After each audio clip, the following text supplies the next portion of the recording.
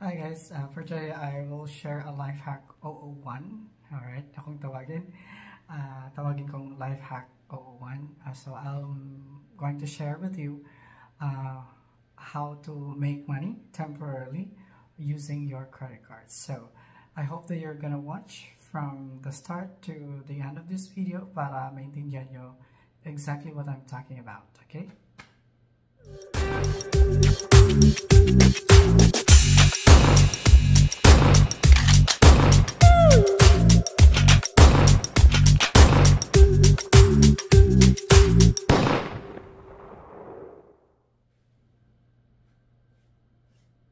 Hello guys, gusto ko lang mag-share ng isang life hack na naisip ko lang to actually bigla lang, nag-pop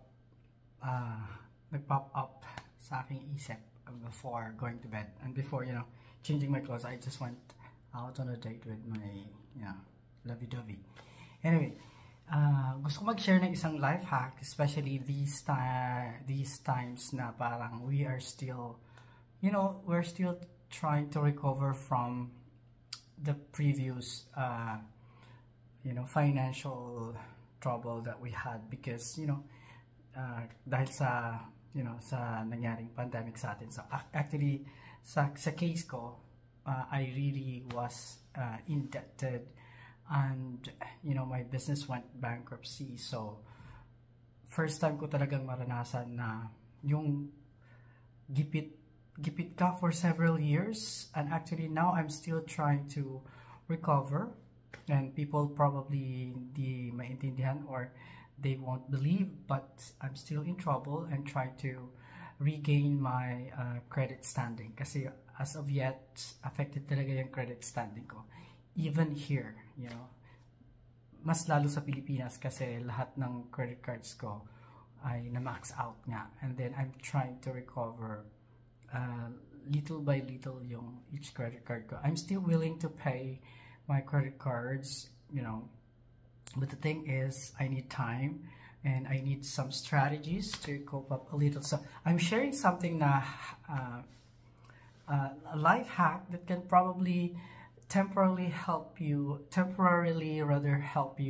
solve your financial trouble. Okay, so isang life hack lang. So it depends on the case if you are in the same case with me. So if you have credit cards in here, especially if you have SAB and if you have Emirates NBD, okay, so mayroong isang life hack na pwede nyong gamitin.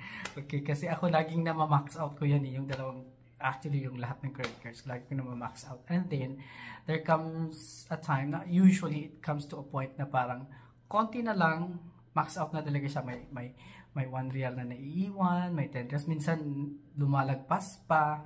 Kasi nga, pag tumubo na, syempre, lagpas na siya sa credit limit. So, ang isang tip is, what I'm going to share right now is, actually, you can go beyond your credit limits. So, you can encash. So, what you can do is to encash. So, how do you do that? So, I usually use sa experience ko, I use STC Pay to encash through or from my credit cards. So for the sub, ang tansya ko is that you can go beyond 30% siguro, I think 30% of whatever credit limit you have. So for example, let's say you have 30,000 Saudi Riyals credit limit, and then halos naaabot mo na siya 29,000 naabot mo na siya, or halos magiging max out na siya, pero at least meron pa rin dapat natitirang, may space pa rin dapat. So hindi pwedeng zero na kasi hindi na siya i-allow na mag-encash. So you have to allow a little amount left on your credit card limit para ma-push mo yung pag-i-encash mo. Anyway, so what you're gonna do is that, given that you still have a little limit in your credit card, so I'm talking about SAB particularly. You can also do this with Emirates NBD, But with other credit cards, I'm not sure, but maybe you can. If you can try probably, but if you have SAB or SAB credit card, definitely you can do what I did. So this is a temporary solution kasi mas maigi na tong gagawin ganito na a little risky kaysa sa yung magmamakawa kang humingi ng tulong sa kahit kanino na, you know, umutang muna and then mag-i-interest. Anyway, although dito rin naman mag-i-interest din siya pag hindi mo siya binayaran within the period of time, within the cycle. Anyway, so ganito yun. What you need to do is, yun nga sabi ko sa'yo, dapat meron siyang natitirang you know, still amount na pwede mong i-encash. Let's say, pwede ring 1 real, I think, 10 real. Basta, meron pa siyang space, hindi pwedeng 0. Okay? So, to encash. Okay? What you need to do is, you can, nagawa ko to dalawang bagay eh. Either, I don't know, but I tried one time without doing the temporary credit limit increase. Ginawa ko yun, nag-push pa rin siya actually. I was able to encash kahit na hindi ko yun ginawa. I was able to encash 30% of my credit limit, beyond my credit limit. Nag-allow siya actually. Actually, sabi ko, oh my God, nag-push. Sabi ko, parang may angel na tumulong sa akin. So, and then I tried, also I tried doing the temporary credit limit increase. And then, if you do this, a temporary credit limit increase, so, i-allow ng credit card na, sorry, nandun pa yung aking kinain sa IKEA. Sorry. Mag-extend siya. You can go beyond your credit limit pag anyway, nagawa ko siya na hindi na ako nag-ask for temporary credit limit, at ginawa ko rin na I asked for a temporary credit limit. So, you can actually ask for a temporary credit limit for a period of 1 month or 2 months. As of yet, sa SAB is until 2 months lang. But usually before hanggang 3 months actually. Pero ngayon, parang 2 months na lang yata yung maximum extension. So, yun na nga, ginawa ko siya. And then, I encash it through this STC Bank. Yeah. And then, nag-push talaga siya. As in. So, when you do this one, it's a little risky. Kasi, diba? So, you go beyond the credit limit. So, the next due date mo is you will expect a high minimum pay. Okay, na yung babayaran mo kasi nag-exceed ka eh. And for the period na hindi ka nagbayad nung nag-exceed, so syempre, your credit standing will be affected. So, dapat, you try your best na pag ginawa mo to within the period na hindi pa due date, masisettle mo uli yung amount. Pero at least, yung problem mo na kailangan mo ng pera ngayon is ma-solve. Okay? But, if you're not going to pay this within the period before the due date, of course, magkakaproblema ka. Alright? Kasi mabablock yung credit card mo. So, hi, Jean. What I do, how's life? This is what I do every time. Fine. Actually. And Kasi you? I usually, Great. How are the children?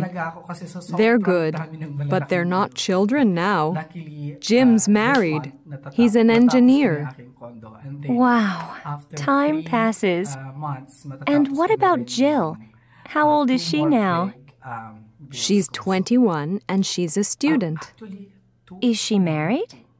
No, she's still single. Matatapos ko yung 2, so magluluwag na yung ano ko. So, definitely, so hanggat I'm still in this kind of odyssey, ito yung gagawin ko. Pero, really, parang may angel talaga na ano ko nasasettle ko lahat ng bills, nagagawa ng paraan. So, with the help of some of my friends, which I also consider angels, by the way. I have some friends who actually help me out, and I consider them actually my brothers. They help me out, okay? And then, so I have a few nabibilang lang ng aking 5 daliri actually na yung who can actually help me financially, you know, especially with I'm in trouble. So, yun lang. Ito yung life hack na share ko sa inyo. So, naintindihan niyo ba yung sinabi ko? Alright, so if you have questions, you can comment down below. Alright? I will also share another life hack with paano ko ginawa yung isa Emirates NBD. Okay, so this is true to sub credit card.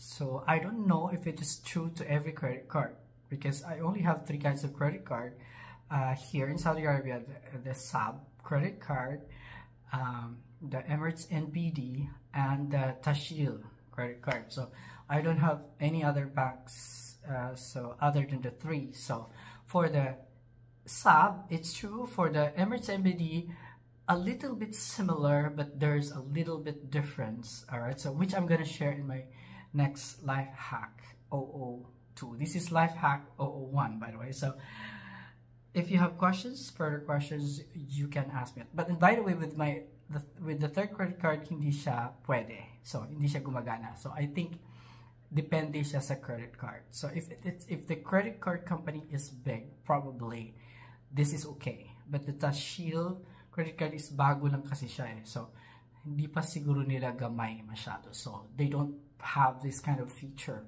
So this is a hidden feature, by the way. So it's kind of feature because pwede mo siyang gawin. Alright, so but it's not being disclosed, by the way. So ako na-discover ko lang ito by myself kasi alam mo yung you are in trouble, so you try to do something.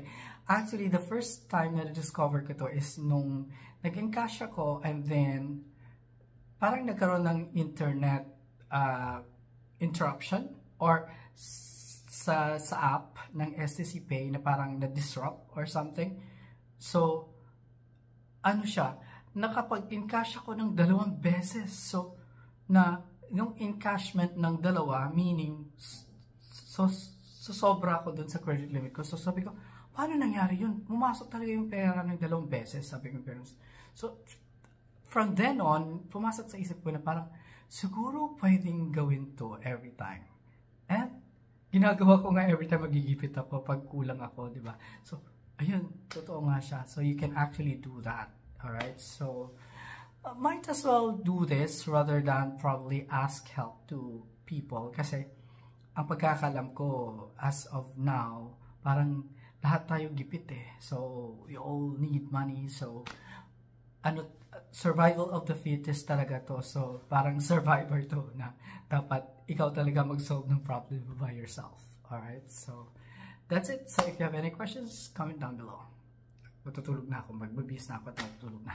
Nag-good night na actually sa aking jowa words. We got this.